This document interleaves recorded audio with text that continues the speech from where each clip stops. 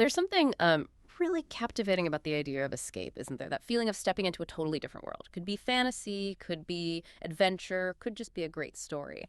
And well, for millions of people, theme parks deliver exactly that. But today, look, we're not just talking about the fun side, the immersion. We're actually diving into the serious business behind it all. Our mission really is to pull out the key insights from this fascinating report. It's called the Global Theme Parks Market 2021-2033 Sales Revenue Projections. So this isn't just a quick glance. It's a pretty detailed market analysis. Gives us a clear picture of sales revenue projections, too, across regions, countries, looking at 2021, 2025, and way out to 2033. Okay, let's unpack this. So, right, when the report talks about the global theme parks market, it's defining it quite broadly. Basically, entertainment destinations designed to provide immersive experiences, through rides, shows, attractions, themed environments, catering to a really wide audience. It's not just the huge international names we all know. Exactly. It covers everything from those large international amusement parks, but also regional entertainment centers, even specialized theme attractions, the kind that integrates technology, storytelling, leisure. It's a big mix. It's a really vast and honestly constantly evolving landscape. Okay, so what's actually driving this? What are the forces behind this huge industry growth, according to the report? It points to a few key things. Increasing disposable incomes, that's a big one. Significant tourism growth, obviously. And also this growing consumer demand for really unique entertainment experiences. What's quite striking here is how these big shifts in consumer behavior globally, they're not just creating a bit of growth, they're fueling such significant sustained expansion. It makes you wonder, doesn't it? What are the subtle shifts within those drivers causing this acceleration? Well, let's look at the numbers because, wow, they really highlight the point. The overall global market growth, it's nothing short of astounding, really. Back in 2021, the market pulled in just over, $42 billion in sales revenue. Jump forward to 2025, that figure's up to around $63 billion. And get this as the projection for 2033, a massive, nearly $140 billion. If you connect that to the bigger picture, we're talking more than tripling in just over a decade. It's not just like standard market expansion. It really signals a fundamental shift in how people worldwide prioritize leisure and experiences, which naturally raises a pretty crucial question for anyone in this industry. What innovations are fueling this? Is it just bigger rides or something else? Especially in those, let's say, more mature markets. Good question. And to answer that, I think we need to drill down into the regions, and we absolutely have to start with Asia Pacific. I mean, this region is just exploding. The projections make it the largest market by quite a margin. It's growing from roughly $17 billion back in 2021 to an incredible $58 billion projected for 2033. That's more than a threefold jump in about 12 years. And digging into APAC, what's really fascinating is the projected surge in China. It's set to nearly triple its revenue from around $5 billion to over $16 billion. That's huge.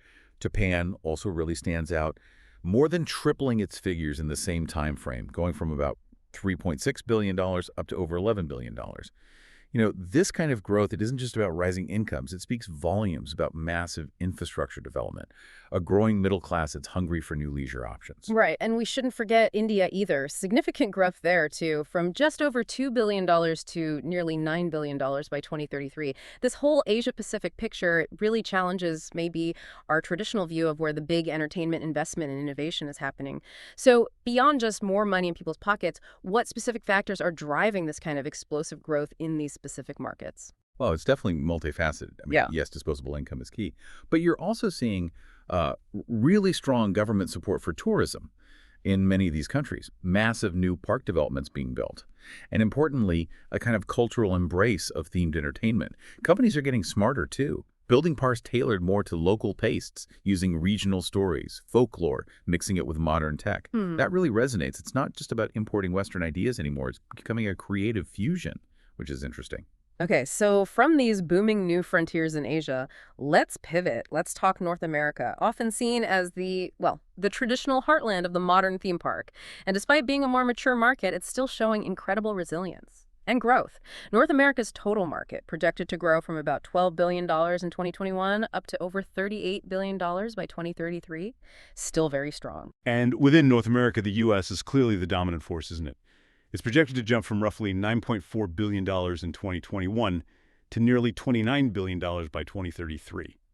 Which does beg the question, how does a market like the U.S., with lots of established players, maybe less room for brand new, huge parks, How does it keep driving such substantial growth? Are we talking higher ticket prices, people spending more inside the parks, or maybe new tech integrations? Yeah, that's a great point. And the report suggests it's a bit of everything. Strategic investments in existing parks, constantly refreshing them, bringing in new IP and new franchises people love. And yeah, while the U.S. leads, we also see strong growth in Canada, projected to more than triple its revenue, too, from about $1.4 billion to nearly $5 billion.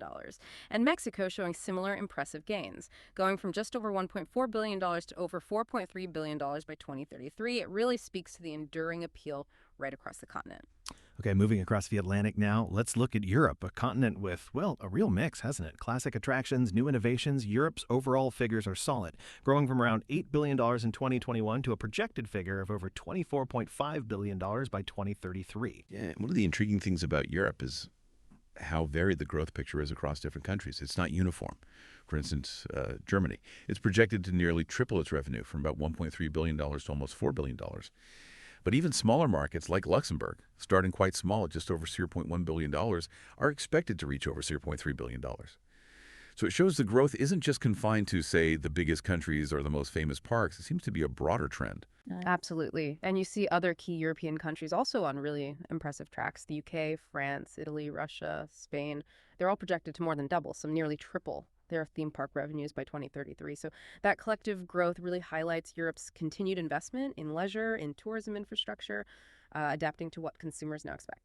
Okay, finally, let's turn to those regions showing perhaps the most significant emerging growth. Lots of new investment happening, often driven by, broader economic development. Thinking South America, the Middle East, and Africa, South America, for instance, projected to surge from just under $3 billion in 2021 to over $10.6 billion by 2033. And Brazil is really leading the charge there, seeing its revenue potentially more than triple. Then you have the Middle East, also set for pretty impressive expansion from about $1.6 billion in 2021 to nearly $4.5 billion forecast for 2033. Saudi Arabia and the UAE are the clear leaders there, both more than doubling their projected revenues. And in Africa, the market's projected to grow from under $1 million in 2021 to over $3.3 billion by 2033. South Africa and Nigeria showing notable individual growth within that. And if we, connect this back to the bigger picture, these projections, they really indicate a substantial broadening of the theme park industry's global footprint. It's reaching entirely new markets, new demographics. What's particularly interesting, I think, is how these emerging regions are often building parks completely from scratch. Yeah. Which gives them this opportunity, doesn't it, to integrate the absolute latest tech, unique cultural stories right from day one.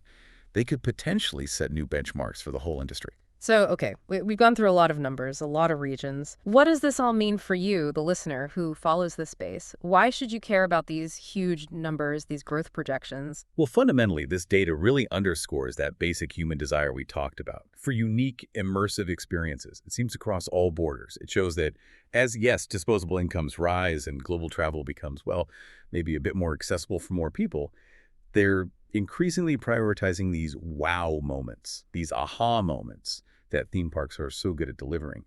A key thing to think about going forward is how will these parks keep innovating to meet that clearly escalating demand? Will it be more VR, more AR, maybe completely new ways of telling stories immersively? That's the big question for the next generation of attractions. Yeah.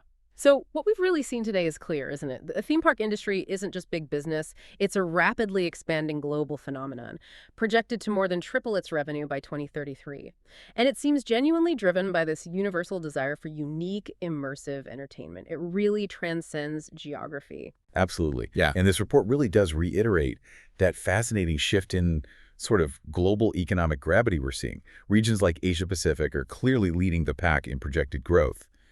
But at the same time, those established markets in North America and Europe, they're continuing to thrive, continuing to innovate. It's actually a real testament to the industry's adaptability and its creativity, I think.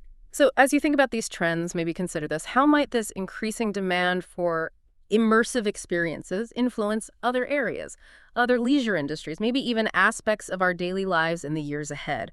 What could be the next frontier for escape and adventure, maybe even beyond the traditional theme park gates? Could it be in our homes, our workplaces, maybe integrated into our cities somehow? Something to think about.